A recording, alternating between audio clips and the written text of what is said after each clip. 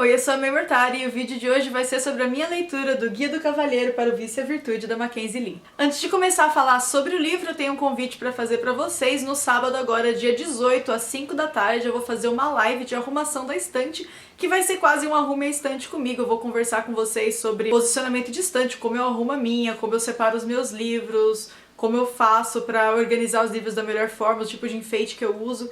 E eu vou fazer isso tudo conversando com vocês, vocês vão poder opinar em como eu organizo a minha estante, porque já faz muito tempo que ela tá nessa mesma organização aqui atrás. E pra quem é novo no canal e não sabe, eu não tenho só essa estante, eu tenho uma igual a essa que fica aqui do outro lado, que não dá pra ver no enquadramento do vídeo. Mas durante a live eu vou estar organizando as duas estantes e conversando com vocês também sobre livros e livros que vocês me recomendam, livros que eu gostaria que vocês lessem, e também sobre os últimos vídeos do canal. Então, quem quiser participar dessa live com a gente, ela já tá programada e você vai encontrar ela lá no canal, você pode ativar o lembrete. Vai ser no sábado agora, dia 18, às 5 da tarde. E se você gosta de conteúdo sobre livros, se você gosta de fantasia, de livros LGBT, já deixa o seu like, porque a resenha de hoje é sobre um livro de fantasia, um livro com romance LGBT que eu gosto bastante. Se você é novo aqui no canal, se inscreve e ativa o sininho, porque a gente tá fazendo bastante vídeo, então tem muita coisa que você vai perder se você não se inscrever aqui no canal. A gente produz muito conteúdo sobre terror, fantasia, LGBT, enfim, se inscreve e continua acompanhando a gente por aqui. O Guia do Cavalheiro para o Vício e a Virtude foi escrito pela Mackenzie Lee, publicado aqui no Brasil pela Galera, com tradução da Mariana Conert. Nos Estados Unidos o lançamento foi em 2017, mas aqui no Brasil ele chegou em setembro de 2018. Então ele não é um lançamento, mas é um livro que eu conheci no ano passado e fiz a leitura por audiobook. Mas depois disso eu consegui também o exemplar físico, que na verdade é do meu namorado, mas eu roubei. Então eu quero contar um pouquinho pra vocês sobre o que eu achei desse livro, que eu gostei muito, é o primeiro de uma série. No Guia do Cavalheiro, o nosso protagonista é um lord jovem chamado Henry Montag, mais conhecido como Monty, que é exatamente tudo que o pai dele não queria que ele fosse e tudo que um lord dessa época do século XVIII não deveria ser. Ele é bissexual e ele não esconde isso de nenhuma forma, ele vive tendo encontros com mulheres e com homens no quarto dele e basicamente todo mundo sabe disso, apesar de ele achar que tá conseguindo manter algum tipo de sigilo às vezes. E além disso, ele também gosta muito de sair, de bagunça, de fazer merda, de beber, de jogos de azar, enfim. Ele é esse tipo de protagonista que você sabe que em algum momento ele vai causar problema na história. E ele causa. Por ser tão irritante e inconsequente, o pai do Monty tá de saco cheio. E esse pai dele é um cara bem escroto, então eu não defendo o pai dele de nenhuma forma. Eu acho que ele é o personagem mais odiável da história toda. Mas ele quer que o Monty finalmente assuma a postura que ele espera de um lord e assuma os negócios da família e o lugar dele como chefe da família e essas coisas todas, blá blá blá, século XVIII. Só que o Harry, ele não tá afim.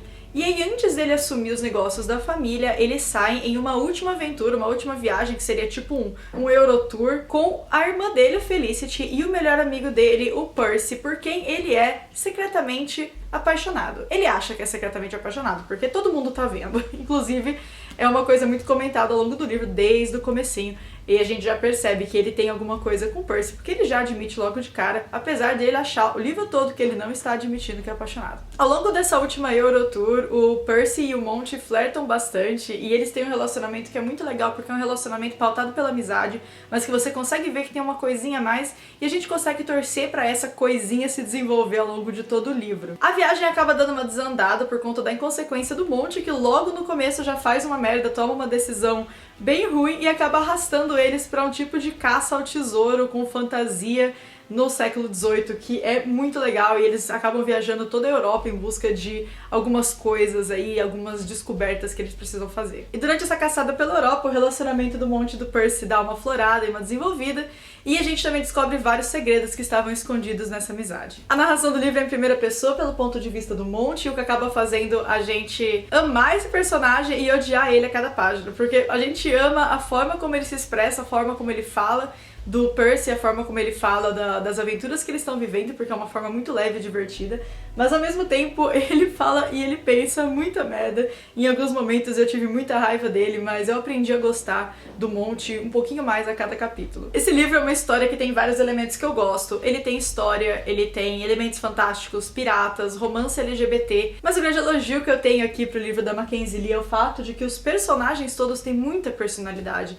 Você consegue diferenciar muito bem os protagonistas protagonistas. O Monty, o Percy e a Felicity são pessoas extremamente diferentes, e a vontade que a gente tinha era de que tivesse um livro com o ponto de vista de cada um deles sobre a mesma aventura, pra gente conseguir acompanhar um pouquinho mais sobre o que cada um estava pensando. A ambientação da história também é muito bem feita, inclusive a Mackenzie Lee é formada em história, o que dá muito mais credibilidade pro que ela tá contando aqui do século XVIII, e faz a ambientação ser muito bem construída, que foi uma das coisas que eu mais gostei na história desde o começo. Também, apesar de não ser o foco da história, a questão racial é levemente apresentada aqui por conta do personagem do Percy, que é um personagem negro, e ele passa por algumas situações desconfortáveis ao longo da história por ser no século XVIII, mas eu gostei de como a autora abordou isso. Ela não colocou isso como central no livro dela, por ser uma autora branca, ela não teria um lugar de fala tão bom pra falar sobre questões raciais, mas eu gostei muito de como ela fez isso nessa história, porque ela contou uma história que não tinha absolutamente nada a ver com a questão racial, mas a questão racial tá presente, não é como se ela tivesse ignorado o passado, a história e como as coisas se desenvolveram. Os elementos fantásticos também são colocados na história de uma forma muito natural, tanto é que a impressão que a gente tem é de que essas coisas sempre existiram, sempre estiveram ali, a gente talvez só nunca tivesse conhecido, nunca tivesse observado. Eu gosto muito de quando a fantasia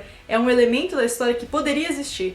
Por exemplo, a gente vive nesse mundo nosso em que não existe fantasia, não existe magia, mas e se existisse magia no nosso mundo, só que a gente não conhecesse? Essa é a premissa do livro. Existe um certo elemento fantástico, mas ele não está presente na vida de todo mundo. O romance central da história é desenvolvido de uma forma muito lenta e palpável, o que ajuda a gente a se conectar um pouco mais com os personagens, e a gente tem tempo de torcer para esse relacionamento deles e ver onde isso vai dar ao longo da história, como isso vai se desenvolver e como que o Monty vai continuar a vida dele como Lorde, assumindo o posto dele de família e mantendo essa paixão, esse amor que ele tem pelo Percy, ou se isso vai se dissolver ao longo da história. Foi a minha grande expectativa na leitura. Eu também fiquei muito satisfeita com a conclusão da história, que abriu margem para a continuação do livro, que é o The Lady's Guide to Petticoats and Piracy, que é um livro sobre a perspectiva da Felicity, que continua a partir do ponto que essa história termina. Eu tô muito ansiosa pra ler o segundo da série, e eu provavelmente vou fazer a leitura dele também em audiobook pelo Scribd, inclusive um convite pra vocês, se vocês quiserem usar o Scribd por 2 meses de graça, ter acesso a vários audiobooks e vários livros também, eu vou deixar um link aqui embaixo. Fazendo seu cadastro pelo link, você ganha 2 meses de graça no Scribd. Eu provavelmente vou fazer a leitura do The Lady's Guide pelo Scribd mesmo. A editora Galera já confirmou que vai lançar esse livro aqui no Brasil, e a expectativa era 2020, mas a confirmação foi em janeiro, foi antes de tudo que tá acontecendo, e a gente sabe que isso tá afetando muito o mercado editorial e atrasando vários lançamentos. Então eu não sei se ainda vai ser em 2020 ou se eles vão acabar tendo que adiar pro ano que vem. Não aguento esperar tanto, eu provavelmente vou ler esse livro antes, e se eu ler ele antes, na hora que ele sair aqui no Brasil, eu também faço a resenha pra vocês já saberem o que eu achei da continuação. Se você gostou de saber um pouco mais sobre a minha opinião de O Guia do Cavaleiro para o Vício e a Virtude, deixa o seu like, se inscreve no canal para continuar acompanhando resenhas e outras dicas de livros de fantasia, terror e universo LGBT. Antes de sair daqui, eu queria que vocês me dissessem aqui nos comentários o que vocês acharam dessa história, se vocês conhecem esse livro. Eu vejo vocês no próximo vídeo. Um beijo e tchau, tchau!